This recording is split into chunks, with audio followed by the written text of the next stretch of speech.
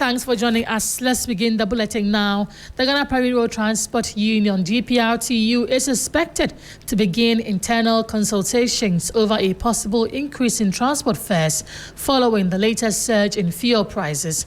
Prices of petroleum products have risen sharply after the National Petroleum Authority, NPA, announced new rates for the first pricing window in April. Petrol is now selling at a minimum of 13 cedis 30 pesos per litre, while diesel is pegged at 17 cedis 10 pesos, both significantly higher than prices recorded in the previous window. The latest adjustments have been attributed to rising global crude oil prices as well as pressure on the local currency. Transport operators say the development is further increasing their cost of operations, which are already under strain due to rising prices of spare parts, insurance premiums, and vehicle licensing charges. Let's go on the phone now and talk to Deputy Public Relations Officer of GPRTU, Mr. Samuel Amo. Mr. Amo, thank you for your time this afternoon. How soon should commuters expect a decision on a possible fare adjustment? Okay, so thank you very much for having me. Let me say good afternoon to you and your listeners. Please let me quickly do this correction. The name is Amwa. Amwa, right? Yes, it is Amwa. Yes, Amwa. Yeah, that's fine. We gave the government 2 days of from that after 3 days. That we are. Mr. Amwa, please start again. Hello? I couldn't hear the beginning. You are not hearing me. Yes. Oh, okay, I think the network. Okay, so let me reposition myself and see. Right. To be clear, can you hear me now? I think it's better. It's better now. Yeah. Okay, so what I was saying is that we gave the government 2 days, to make sure that the fuel prices will not go up. It's based on the agreement we had with the government when the second price window opened. We were, pressed by our drivers that we should increase transport fares, but we explained to them that those fuel prices that have gone up is because of this war with Iran, America, and Israel. That is why the fuel prices are going up. And there is the possibility that it's 2 things. Either it may cool down when the war ends, or it may also go up again. So we spoke with the government, the transport ministry. They gave us an assurance that we should just maintain the prices that we are taking for now. And going forward, maybe they will try as hard as they can so that the final, price window, the fuel price will not go up. So when we heard that information that it's going to go up again, that is when we came up that no. If the government don't do anything to, stabilize the petroleum product, then they will also, have no option than to increase our transport fares. So I'm speaking to you, yes, the fuel prices have come up now. Diesel is being sold for about 17 cedis plus. Petrol is also being sold by about 15 cedis plus. So the leadership is going to have a meeting. We were supposed to meet today, but unfortunately something, came up and we couldn't meet. By tomorrow, the leadership will put things together. Then we'll report to the transport ministry the proposed percentage that we want to give to our drivers. Then we'll go for a final, decision. We'll go and settle with the transport ministry. Then we'll all take a decision before we come out. So definitely, for where the fuel price is now, there is a possibility that the transport fares may go up. Although we heard that the president is trying to, do some things by scrubbing some of the taxes on the petroleum products so that the price will come down. But what we see the pump, when we find out that, it's reduced at the pump, that is where we also maintain our prices. But if you don't reduce, then it means that there's going to be an increment of transport. So this ultimatum you've given to government, has it expired or it is today and tomorrow? No. The ultimatum we gave the government expired today because the price window opens today and it was reflected at the pump. And I stated earlier that we were supposed to meet today, but we couldn't meet. So by tomorrow, if something changed, then maybe we may not come up with an increment. That is when we see, like what the president is saying, that they will try and scrap some of the taxes. If it happens like that, then maybe we'll hold on. If not, then it means that the increment will come on. Right. And what specific interventions would you want government to implement immediately to avoid a fare hike? Yes, what we want the government to do is to just sacrifice some of the taxes. The petroleum product that we are buying, the government has about 13% on the petrol product. So that is what we are saying, that if the government can sacrifice some taxes, even quite recently, this one Ghana cedi levy was introduced, and there are other taxes like price stabilization and recovery levy, the energy sector levy, energy debt recovery levy. Those taxes, I think that the government can sacrifice some of them so that when it happens that the fuel prices come down, then maybe they can bring it back or something else. So that is what we want the government to do for us. All right. Thank you so much for talking to us, Mr. Amwa. We'll definitely come back to you when you're able to meet and then also communicate with us the meeting or the outcome of that meeting. Thank you for your time. All right. You're welcome. Samuel Amwa is Deputy Public Relations Officer of the GPRTU. Meanwhile, utility consumers across Ghana will begin paying less for electricity and water from today following a tariff reduction by the PURC. Tariffs have been reduced by 4.81%, while water charges have been cut by 3.6% for the second quarter of the year. The Commission says the adjustment is part of its routine quarterly review, reflecting key economic factors such as exchange rate movement, inflation, fuel cost, and the electricity generation mix. The regulator maintains that the changes are intended to keep utility pricing aligned with prevailing economic conditions. The adjustment comes barely a month after widespread consumer complaints over fast depleting prepaid electricity credit. Meanwhile, a new tariff structure has been introduced for commercial electric vehicle charging as part of efforts to support government transition to cleaner energy. Let's go on the phone and talk to Benjamin Insia. He is Executive Director of the Center for Environmental Management and Sustainable Energy, SEMSI, for some analysis. Mr. Insia, thank you for your time this afternoon. Do you believe this tariff reduction is justified based on current economic indicators? Not entirely. I think that tariff should have decrease more than what has been announced by the PURC. I think that the end user should have gotten 11% decrease in tariff compared to the 4.8 that PURC announced. So we should have enjoyed more than what PURC is giving us. Yes, based on the established methodology and also based on the established indicators in setting the tariff, which are mostly market-driven indicators and macroeconomic indicators. I think as well as the windfalls or the gains in historic quarters, the end user should have benefited more than what has been announced by the PURC. I think at least should have been around 11% and not 4.8%. But in real terms, will consumers really feel this reduction, or is it too marginal to make a difference? It is not insignificant. I think it depends on how consumers optimize this new tariff in terms of becoming very efficient and very conservative in utilization of electricity.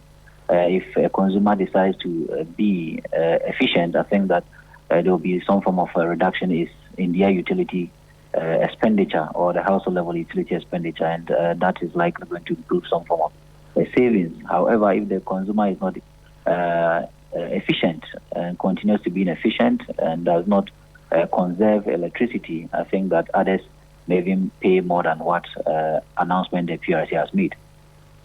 And so just talk to us about your assessment of the balance between consumer relief and the financial sustainability of utility providers.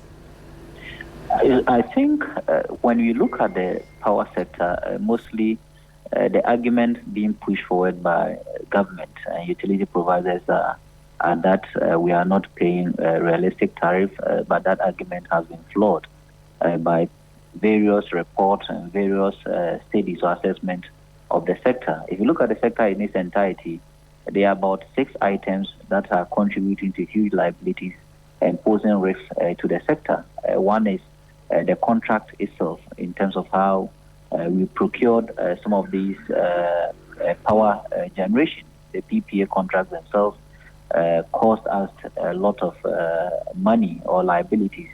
The source of natural gas, or the gas used in powering or generating power, also was a factor in terms of these sector risks and liability.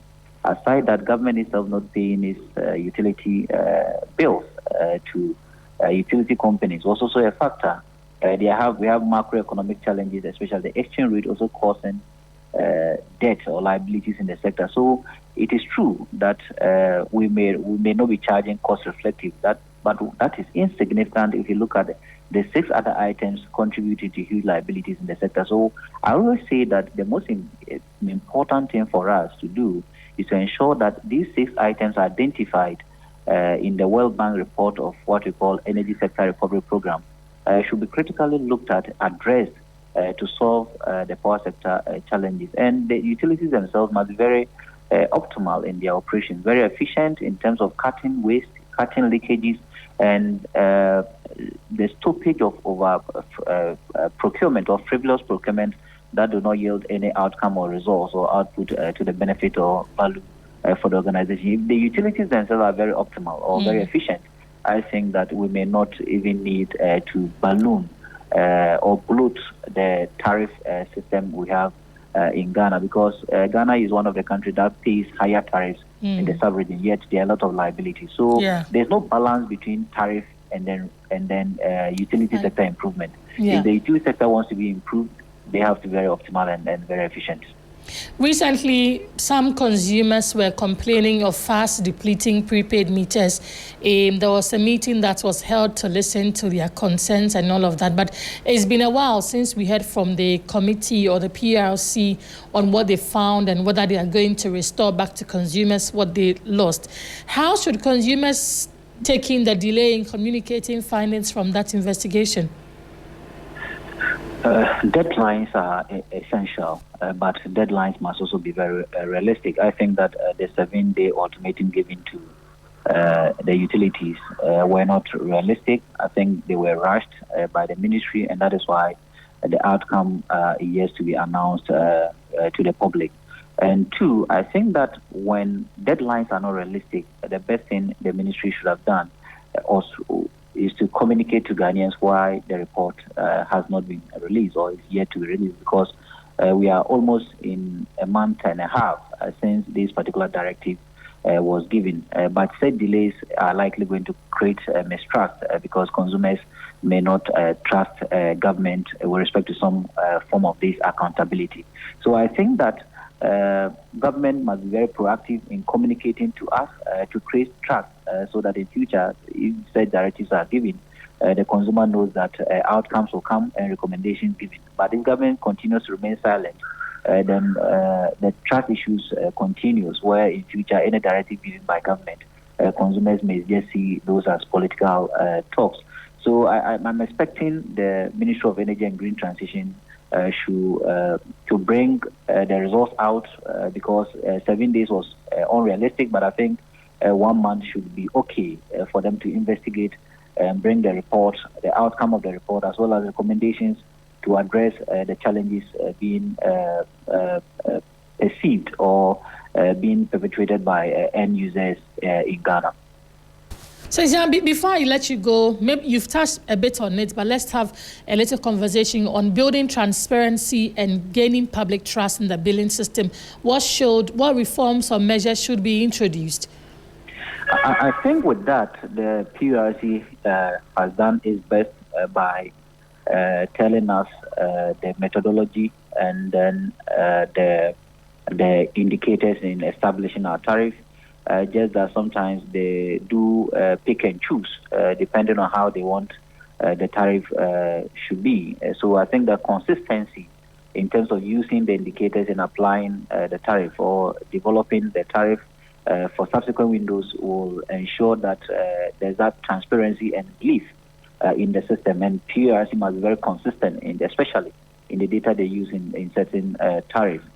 2, PRC must also know that they serve the interests of both utility providers and consumers. So whenever there are windfalls or whenever there are over-recoveries, they must make the consumer benefit from some of these over-recoveries. And that must be done in very transparent manner without being very opaque with how they source their data. And I think also lastly, the general methodology in setting some of these tariffs must be published on the website of PRC so that consumers and CSOs will also follow to understand how these data were picked and sourced and how they were used in calibrating quarterly tariff or multi-year tariff review order. This builds trust, and I think it will help them, the PRC themselves, and also help the utility providers in engaging the trust of the people so that the people follow and believe that these companies are very accountable to them. Right, Mr. Nsia, thank you so much for your time. We have been speaking with Benjamin Nsia. He is Executive Director of the Center for Environmental Management and Sustainable Energy. You're still on 3FM 92.7, and this is the Midday News. Let's move away from that, but still stay with issues of tariffs and levies, because government newly introduced airport infrastructure levy for both domestic and international air travel takes off today. The new charges are expected to push up fares across all routes, with domestic passengers paying an additional 100 cedis for flights within Ghana. For regional travel, passengers will pay an extra $35 for one-way ticket and $70 for return trips. Authorities say the measure is aimed at supporting the maintenance and expansion of airport facilities nationwide as Ghana seeks to strengthen its aviation sector and enhance passenger experience. Revenue from the charges are expected to be used to finance key projects, including the construction of a concourse linking Terminal 2 and 3 at the Kotaka, or let me say Accra International Airport, the development of a 2,000 capacity car park at Terminal 3, and rehabilitation works at regional airports. Well, to other stories, the Public Accounts Committee is set to summon public officials Bright Odro Kwarteng and Theophilus Okang, who make claims amounting to 8.2 million Ghana cedis intended for the construction of household toilet facilities in part of the country under the Toilet for All project executed by the former Ministry of Sanitation and Water Resources in 2019. According to the local government chieftaincy and religious affairs minister Ahmed Ibrahim, efforts to verify the claims have been hindered after the officials involved indicated that the supporting document had been forwarded to the National Archives. He disclosed that although mobilization funds had been paid, no work was executed, adding that the previous government had initiated steps to abrogate the contract and re-award it for execution. Let's listen to the minister. Truth of the matter is that this transaction took place at the erstwhile Ministry of Sanitation and Water Resources, and it was under the leadership of Honorable Cecilia Abnadapa. And I think it was 2019. So even though we are in 2026, it is 10 years, 5 years or 6 years now. So we did our best, but the good news is that the officers who handled this transaction are still at post in other ministries. The director for procurement was one Mr. Theophilus Okang. He is still at the Ministry of Defense. And Mr. Bright Odro Kwarteng, he is now Director of Finance at the Ministry of Trade and Agribusiness. So they are still alive, they are still in public service, and I don't want to be a victim of what the Bible says, that I was made to answer questions for which I have no idea about. Archives, I don't know, the thing is not up to 10 years, and you are taking them, you say that they've been sent to archives. And, Mr. Chairman, we have the names of the contractors here, and the contracts, and it has to do with the government policy of toilet for all before 2020. They were giving mobilization, and they didn't go to site. Construction of 300 household toilets in Kumasi Metropolitan Assembly, construction of 200 household toilet in Tamale, construction of this and this. The contractors and their names with the amount are here, and we make them available to the committee. You call them, and man directors are ever ready to give whatever information you want us to give to you. Well, the ranking member on the Public Accounts Committee, Samuel Atamil, subsequently directed that the officials involved be held before the committee. Let's also listen to him and how he made that call for them to appear. Also invite the minister and the current people out there. And wherever the documents are, they will have to come with them. You pay somebody mobilization to go and work. The person doesn't do it, takes the money.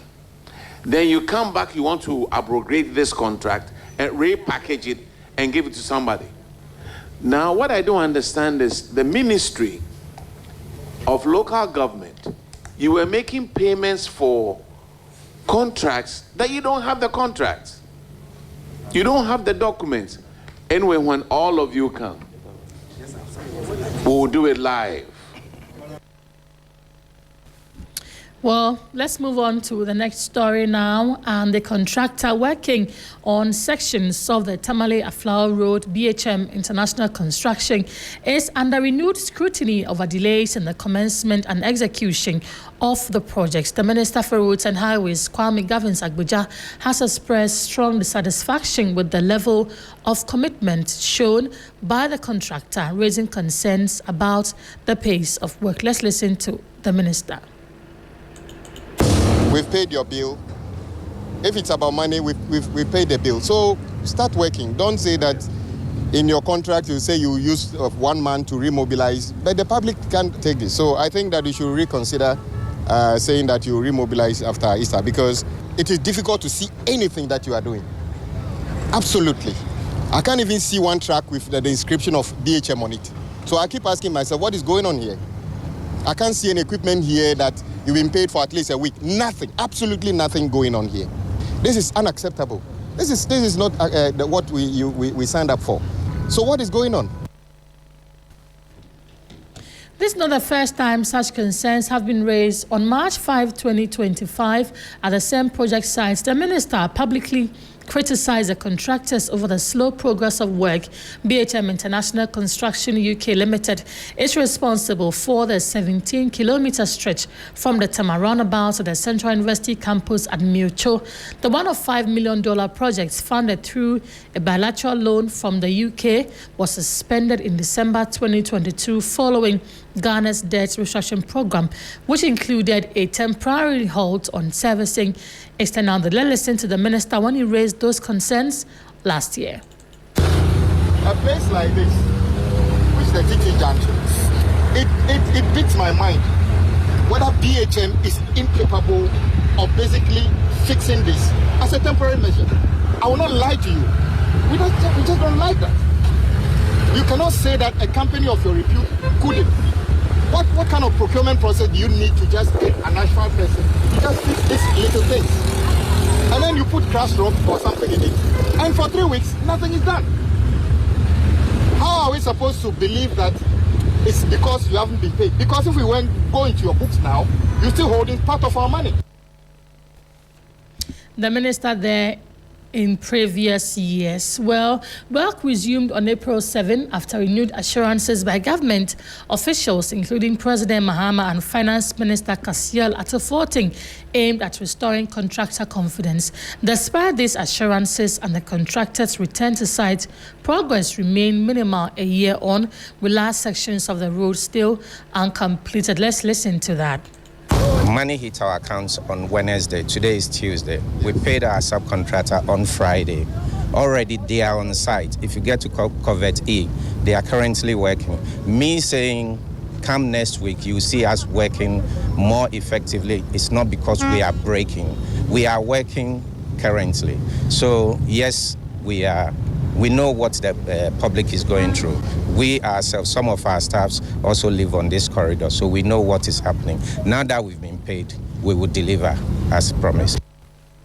contractors of BHM there. Let's do some politics before we go. A national chairman of the ruling NDC, Johnson Adu Nketia, has charged supporters of the ruling party in the Obuasi East constituency to work hard in order to win the Obuasi East constituency seat. Addressing party faithful on Tuesday, Adu Nketia revealed they needed to discontinue contesting the results at the courts because the principal complainant had died. William Evans Inkum has been following the thank you tour of the NDC chairman in the Ashanti region, and he will talk to us, but let's listen to Johnson Adu Nketia.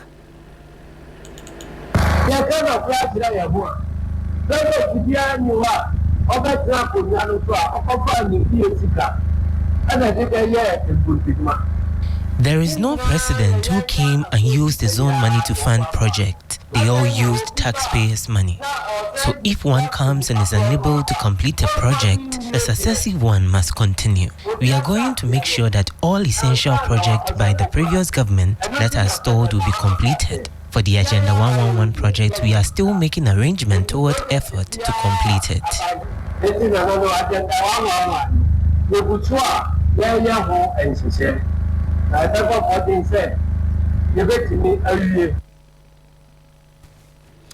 That was chairman of the NDC, Johnson Adu Nketia. Let's quickly touch base with my colleague, William Evans Inkum, who is following the thank you tour of the NDC chair. William, thank you for your time this afternoon. We know he has been assessing the performance of the regional campaign team with Adansi and Cliff. What more can you tell us? Well, of course. So he's been touting their achievements in the 2024 elections. Mind you that before the elections, the NDC only had one seat, and that was New Edibiase. But for the first time, they were able to win the Akrofo constituency seat, which was created, I think, 2004. They've never had that seat since its creation. Then, of course, the almighty Adanse Asokwa constituency seat. And here we are talking about Kobnata Harold Hammond, KP Hammond, and one of the popular, before he losing that particular seat, the longest serving member of parliament for that constituency, and of course on the ticket of the now petitioning New Patriotic Party. And to him, it was not a mere achievement, because for them to have won 2 more seats to New Edibiase, now having 3, it was something that was worth mentioning. So he thanks them for that. But then he has also charged them to win the Obuasi East constituency seat just to honor Samuel Abuaje, one of the officers who unfortunately lost his life in last year's helicopter crash in somewhere Obuasi. So it's a task that is given them great. Right, William, thank you so much for that update. William Evans Inkum bringing us details on the thank you tour by the NDC chair, Johnson Adu Nketia. And that's it for our package by way of the Midday News on 3FM 92.7. My name is Grace Hamwa-Juman. Thank you for joining us, but don't go away, because Bismarck Awisa is standing by to bring you the latest in the world of business. Good afternoon.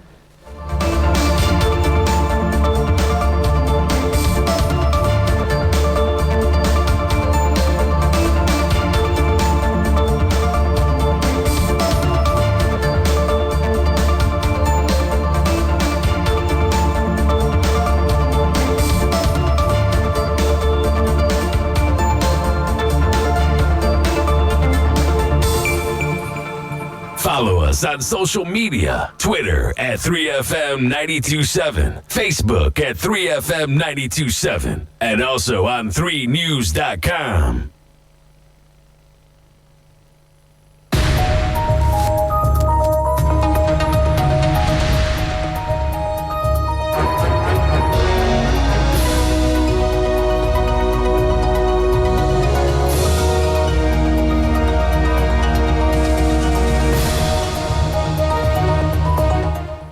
Hello, good afternoon, and welcome to Business Daily on 3FM 92.7. Coming up, Ghana's inflation hits historic low of 3.2% in March. We'll hear from government statistician Dr. Alhassan Idrisu.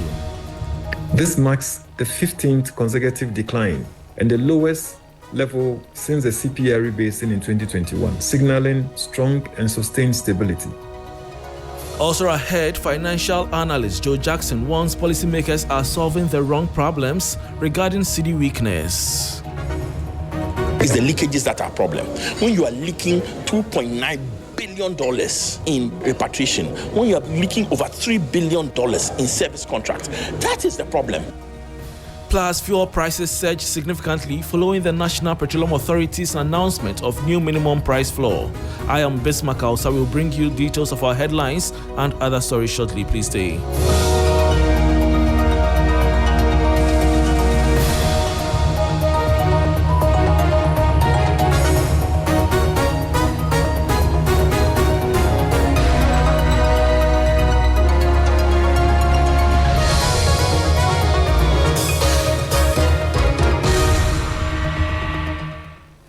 Thanks for your company. Now to the details.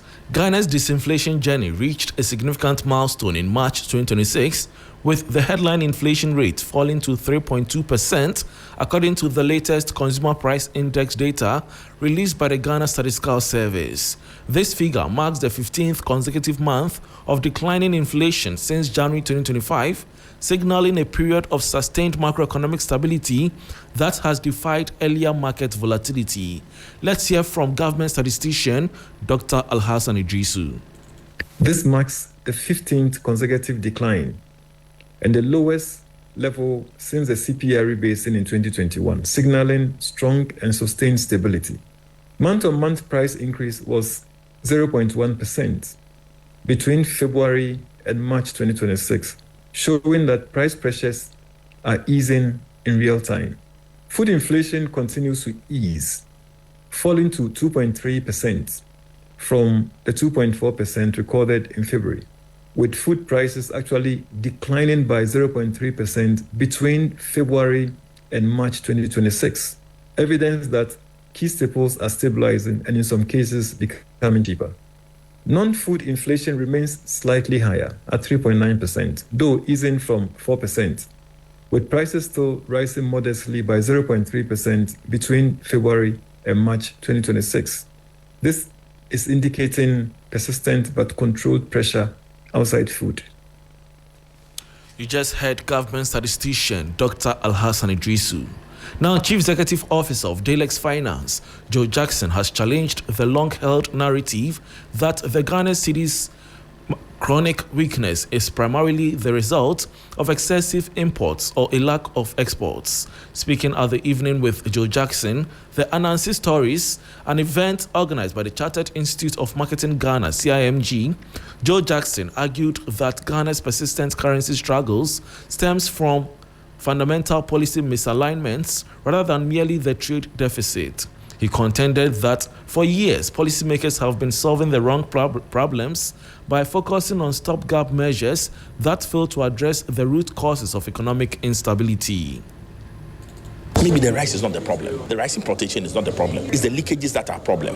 When you are leaking $2.9 billion in repatriation, when you are leaking over $3 billion in service contracts, that is the problem. If it was left to the trade surplus alone, we don't have a problem with imports. We don't really have to worry about what we import. The problem is that those who are controlling the economy, those who take charge are making us leak the money outside. We don't have a dollar problem.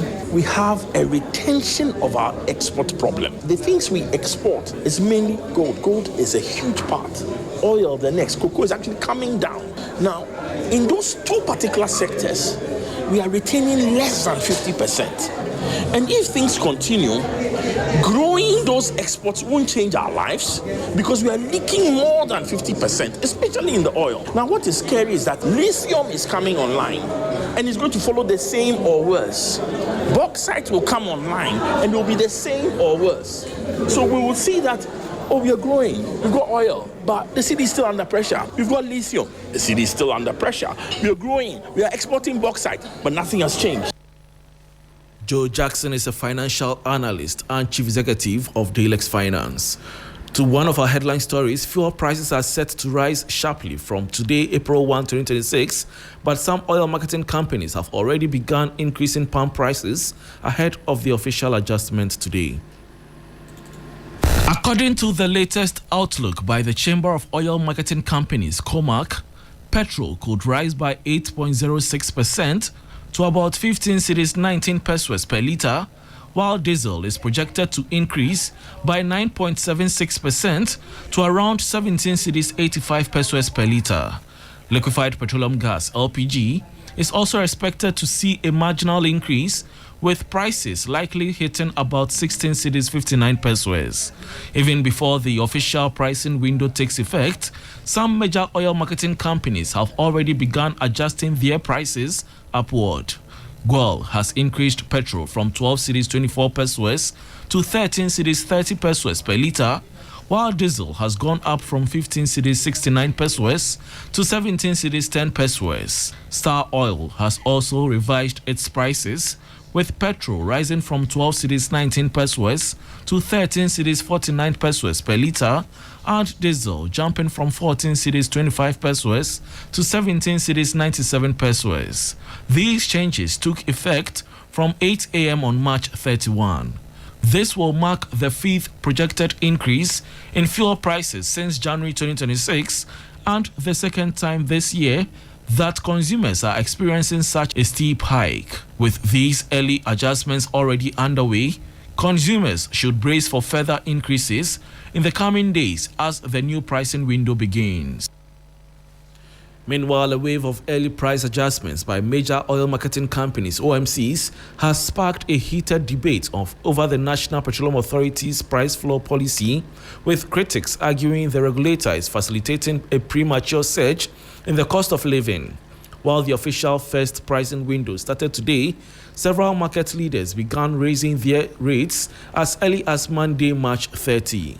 The hikes follow a circular issued by the NPA on March 30, which set new minimum price floors. Petrol has jumped to 13 cedis 30 pesos per litre, while diesel has seen a massive spike to 17 cedis 10 pesos. Let's listen to Executive Director of the Center for Environmental Management and Sustainable Energy, Benjamin Insia. NPA should not encourage this particular practice. Otherwise, these OMCs are taking advantage of the consumers. We've established a window which starts from 1st to 15th and then 16th to the last day of a month, depending on the particular month. So we should not encourage OMCs to just adapt and implement a window floor price when the window is yet to set in. When it happens that way, especially at the time that prices are escalating and surging on the international market, these OMCs are rather taking advantage of the consumers by procuring this product at very affordable or lower rate and selling it to consumers at an expensive rate. It must not be encouraged. I think that NPA should look for these OMCs and then sanction them so that others will not also emulate and begin to take advantage of petroleum consumers in Ghana.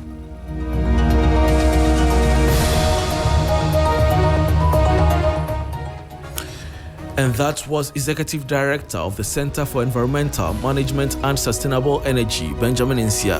And that brings us to the end of Business Daily on 3FM 92.7 with me, Bismarck Awusa. For more business stories, please check out our website 3news.com. Thanks for your company.